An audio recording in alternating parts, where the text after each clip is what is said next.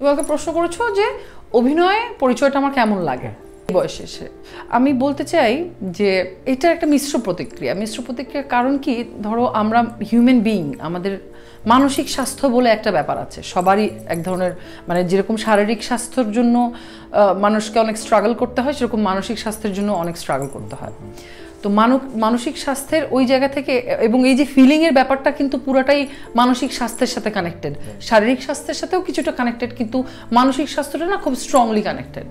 ধরো আমাদেরকে অনেক কিছু ফেস করতে হয়। তুমি যে বললা মন বাচ্চা হয়ে কাজ করতে যাওয়া ইন্ডাস্ট্রিতে, বা মন বাচ্চা হয়ে কাজ করে যাওয়া, এটা একটা মানে আলাদা ওয়ার জোন। তুমি যদি বলো, আমি হয়তো চুপি চুপি একটা ওয়ার জোনই ক্রিয়েট করে ফেলেছি। তো এই জোনে ফাইট করে অভিনেত্রী পরিচয় পাওয়াটা, এটা এক ধরনের স্যাটিসফ্যাকশন, যেখানে মানে যেই স্যাটিসফ্যাকশন মানে কোন জায়গা থেকে যে এটা আমার পাওয়ার কথা ছিল না। আসলে মানুষ হিসেবে আমি কখনোই স্বপ্ন দেখি নেই যে আমি মৌসুমী হামিদ হব, বা আমার নিজের নামের পরিচয় থাকবে, এবং থাকে না ওই রেসপেক্ট, কোথাও গেলে তো ওই রেসপেক্টটা একটু হলেও পাই আর কি, আমার নামটার কারণেই।